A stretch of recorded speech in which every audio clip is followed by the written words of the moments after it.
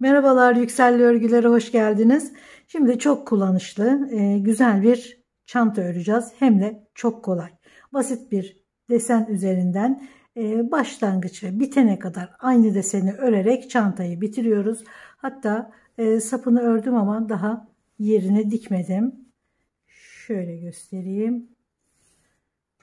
Bunları da yerlerine diktikten sonra çanta tamamlanacak. Tütün ipi denilen çok işlenmemiş kabaca bir ip kullanıyoruz. Ben bu ipten bir çanta örmüştüm daha önceki videolarda. Şimdi daha hafif bir desen kullanacağım çantada. İster günlük ister plaj çantası olarak kullanın ya da alışveriş çantası olarak kullanın. Her şekliyle hem zarif hem çok kullanışlı bir model olduğunu düşünüyorum. 6 numara 3,5 milim tığ kullanıyorum. İpe göre biraz ince tığ kullanıyorum. Çünkü desen delikli olduğu için dokusunu biraz sert tutmak istedim.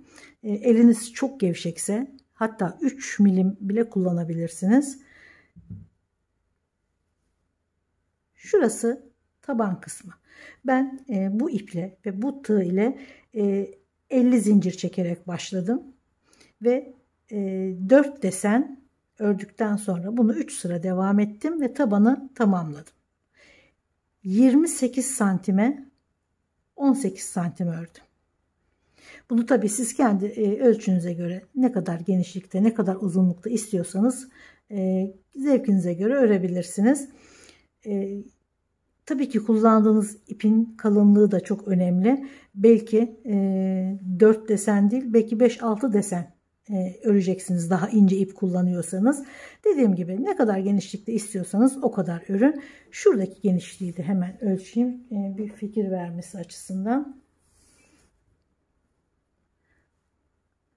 47 santim genişlik.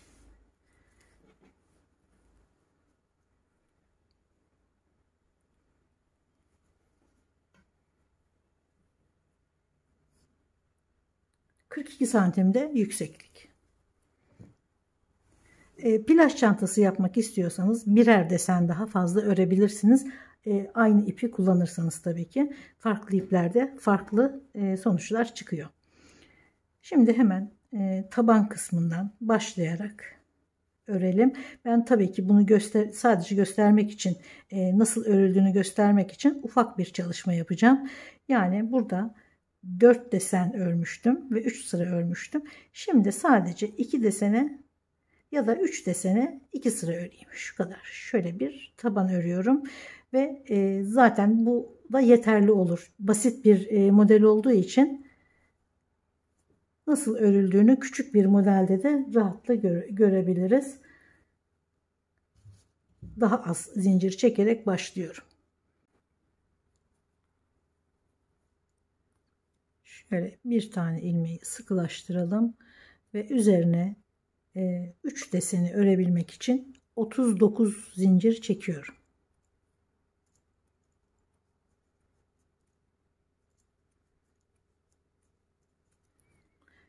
Çok gevşek olmayacak, çok sıkı da olmayacak. Hiç gerdirmeden 39 zincir çekiyoruz.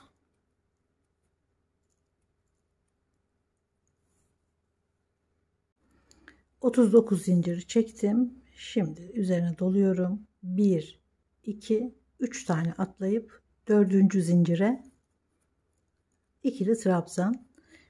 3 zincirle birlikte 2 trabzan oldu. Şimdi her bir zincire bir trabzan örüyoruz. Yani ikili trabzan. Hiç zincir atlamadan her zincire bir trabzan.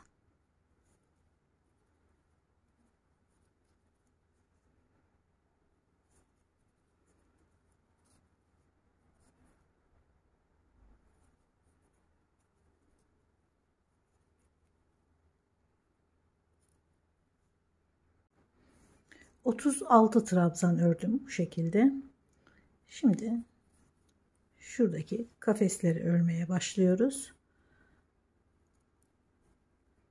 3 zincir çeviriyorum. Hemen yanındaki trabzanın üstüne bir tane daha, bu 3 zincir bir trabzan oluyor. Yanındakine bir tane daha. Şimdi kafes örüyoruz. 2 zincir, 2 ilmek atlıyorum. 3. ilmeğe ikili trabzan.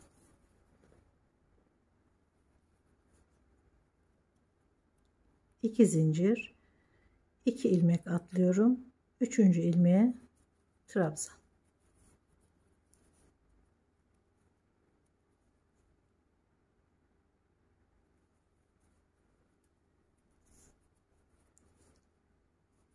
Üç kafes ördük. Şöyle 3 kafes trabzan, 3 trabzan, 3 kafes, 3 trabzan olarak devam ediyoruz. Şimdi 2 trabzan daha,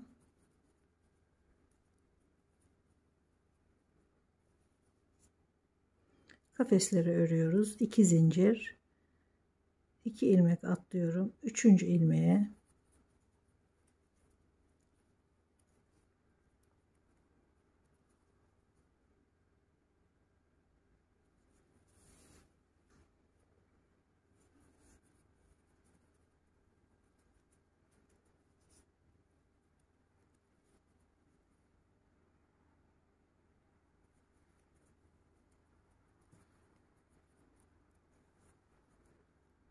iki trabzan daha,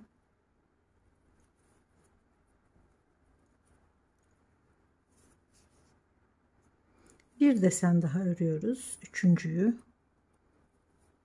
Bunu tabii ki kendi ölçünüze göre istediğiniz kadar arttırabilirsiniz. Her bir desen için 11 zincir fazla öreceksiniz.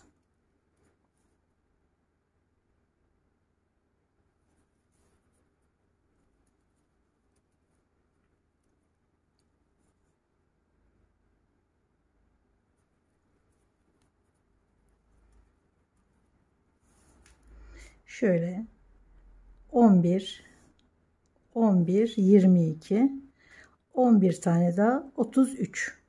3 tane de en son 3 trabzanı da sayarsak 36 trabzanla şimdi tabanı örüyoruz. Gene 3 zincir, yanındakine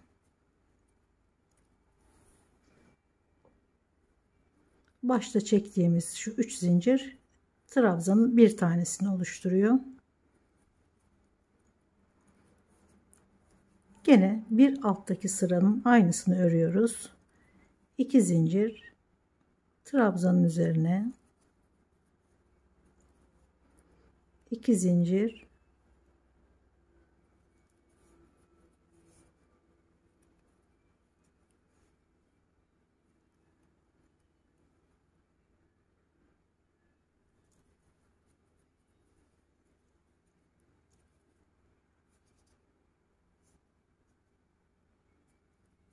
üç trabzanın üzerine gene 3 trabzan, alttaki sırayı tekrarlayarak sırayı tamamlıyoruz. 3 sıra olacak. 3 sıra ördükten sonra şu kafesleri gene kenarlarda 3 zincir, 3 trabzan ve şurada ilk sırada ördüğümüz gibi tamamen trabzan örüyoruz. Boşluklara 2 zincir çekmiştik. 2 trabzan. Trabzanın üzerine gene örüyoruz. Boşluklara 2 tane,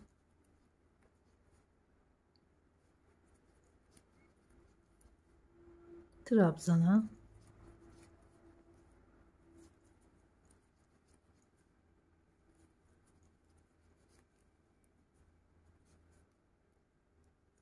3 trabzanın üzerine gene devam ediyoruz ve sıranın sonuna kadar bu şekilde devam ediyoruz.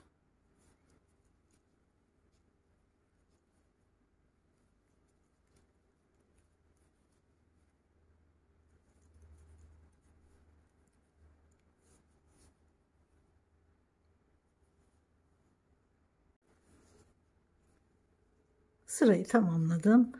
Gene 3 zincir, yanına bir tane daha. İkinci sırada ördüğümüz gibi kafesleri örüyoruz. 2 zincir, 2 tane atlıyoruz. Üçüncüye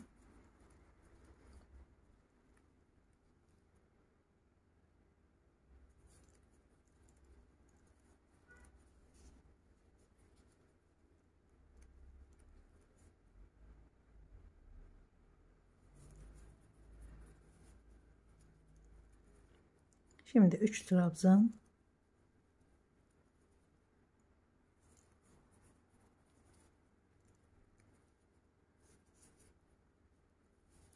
gene 2 zincir, 2 tane atlayıp üçüncüye. Şuradaki ördüğümüz örgünün aynısını bir sıra daha örüyoruz. Yani bir desen daha örüp sonra çantanın etrafına başlıyoruz. Ufak bir taban çalıştığımız için 3 desen 2 sıra yeterli oldu. Şimdi şu son ördüğümüz trabzanın boşluğuna batarak 3 trabzan örüyoruz. Aynen başlangıçta olduğu gibi. 3 zincir, son ördüğümüz trabzanın boşluğuna şöyle 2 tane daha trabzan örüyoruz. Aynı boşluğa 3 trabzan oldu. Şimdi kafesleri örüyoruz. 2 zincir, şuradaki trabzan boşluğunu atlıyoruz. Örgünün içine. Yani atladığımız trabzanın dibine batıyoruz.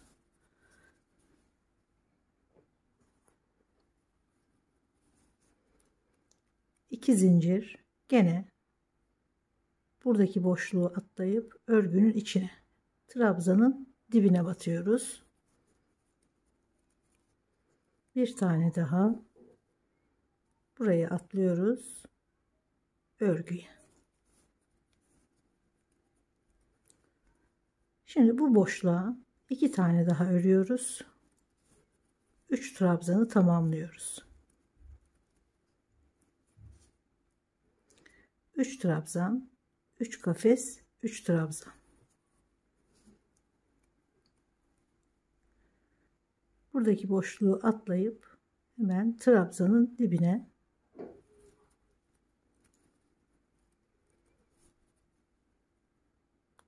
aynı şekilde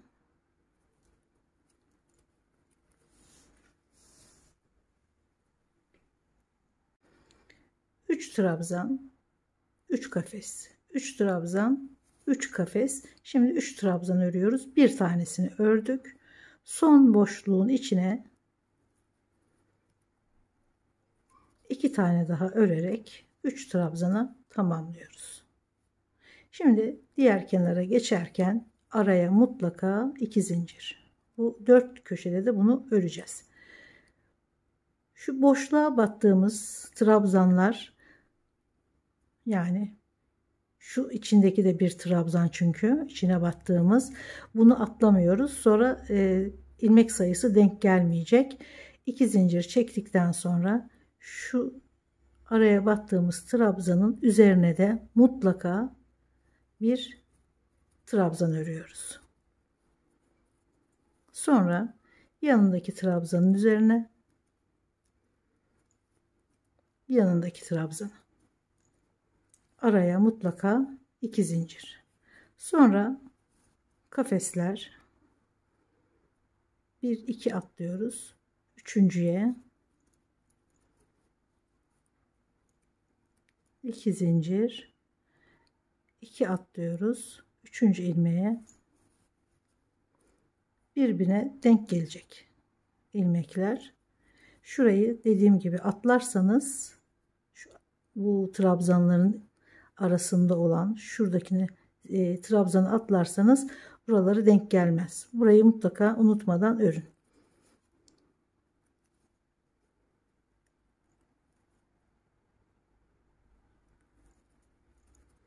Şimdi 3 trabzan. Desen hiç değişmiyor.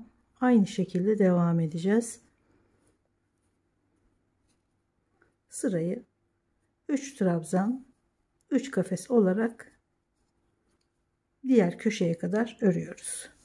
Şu köşelerdeki zincirlerde şunlar bakın desene bütünlük teşkil ediyor zaten aradaki kafeste. Köşe 2 zincir ve devam ediyor. Köşe ve devam ediyor.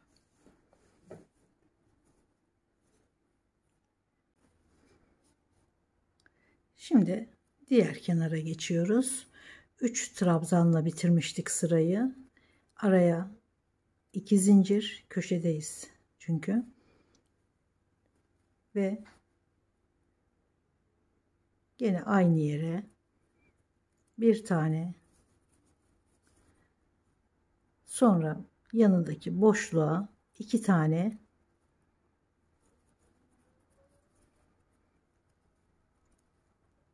üç trabzan örüyoruz bu şekilde.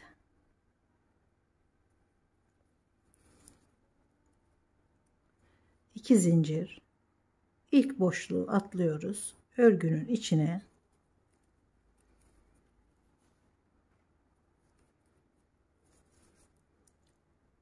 iki zincir, boşluğu atlıyoruz.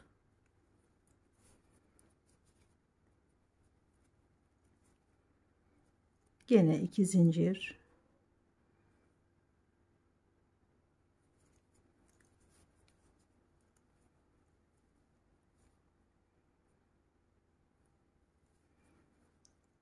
boşluğa 2 trabzan daha.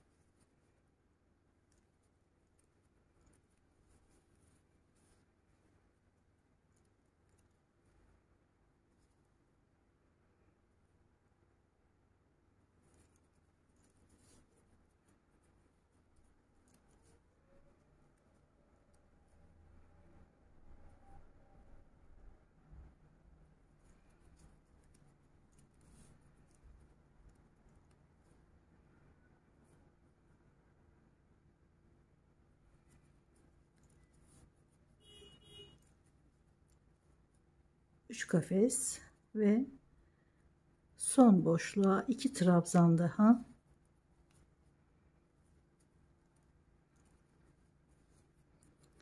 Köşeye gene 2 zinciri unutmuyoruz.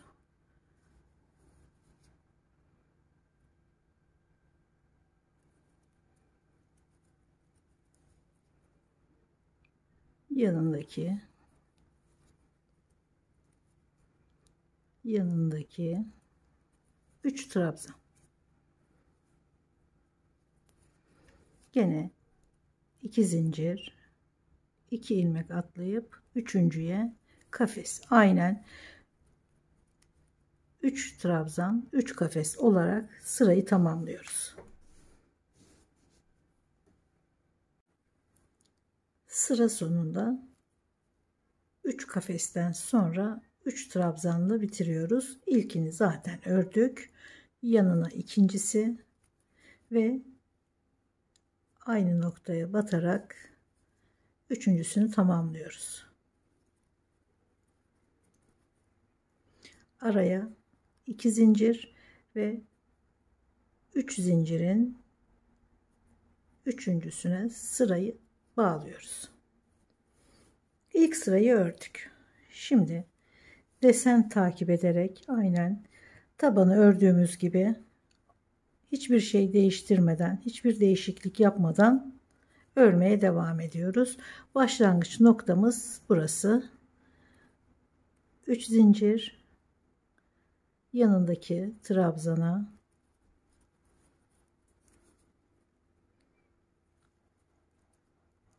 3 trabzan, gene deseni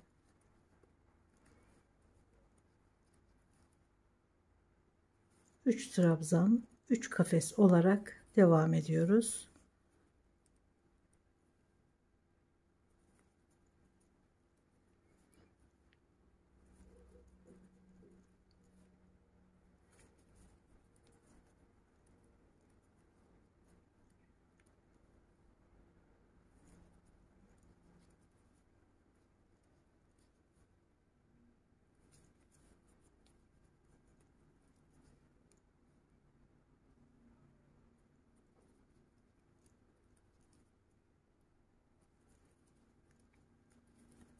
Şimdi köşeye geldik. Köşedeki 3 trabzan, aradaki 2 zincir ve diğer sıradaki ilk trabzana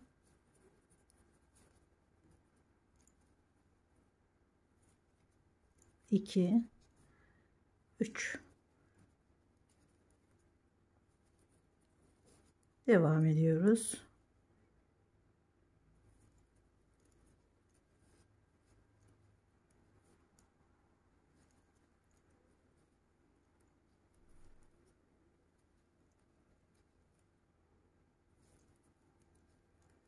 Gene 3 trabzan, 3 kafes aynen ve artık sıranın döndüğünü görüyoruz.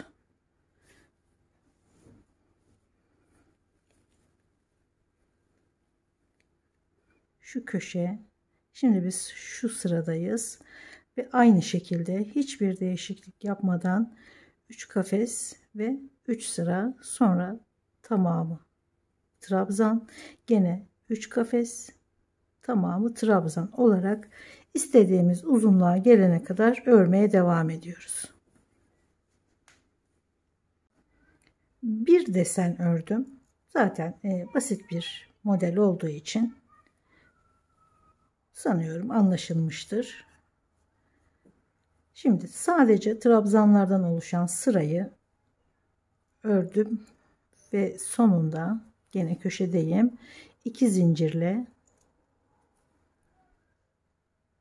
sıranın başına bağlıyorum. Burada da aynı şekilde çantanın ağız kısmına başka örgü yapmadım. Bu haliyle bıraktım. Araya bir tane çıt çıt dikeceğim. Kendi renginden beyaz bir çıt çıt.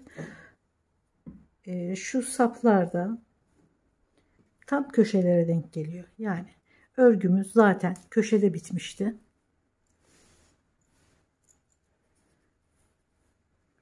Şuradan örüyoruz sapı.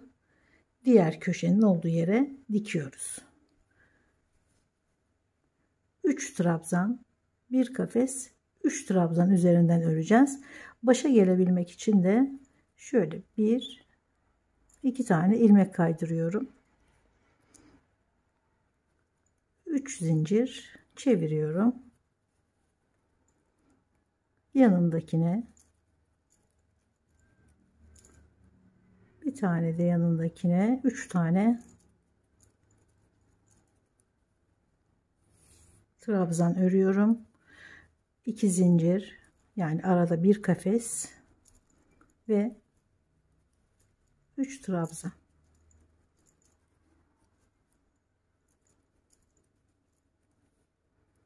Üç zincir,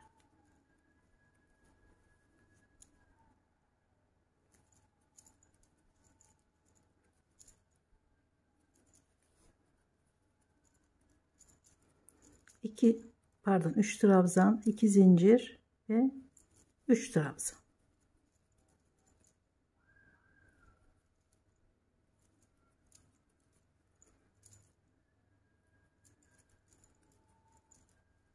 Gene 3 zincirle bir üst sıraya 3 trabzan, bir kafes, 3 trabzan devam ediyoruz.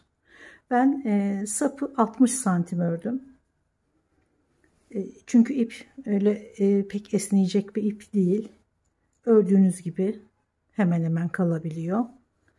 Esnek olmayan ip olduğu için de 60 santim yeterli oldu. Ağız kısmına dediğim gibi işte hiçbir şey yapmadım. Olduğu gibi bırakıyorum. Bir tane çıt çıt dikeceğim. Sapı bir köşede örüp çantanın şöyle gösteriyorum. Köşe 2 zincirlerle devam ediyorduk köşeye. Oraya hemen ucunda bıraktığım iple dikiyorum. Ve çanta bu şekilde tamamlanmış oluyor. Umarım beğenmişsinizdir. Gene umarım emeğinize değecek ürünlerden biri olmuştur. Videolarımı beğeniyorsanız, bundan sonrakileri de izlemek isterseniz beğenmeyi ve abone olmayı lütfen unutmayın. Görüşmek üzere, sağlıklı kalın.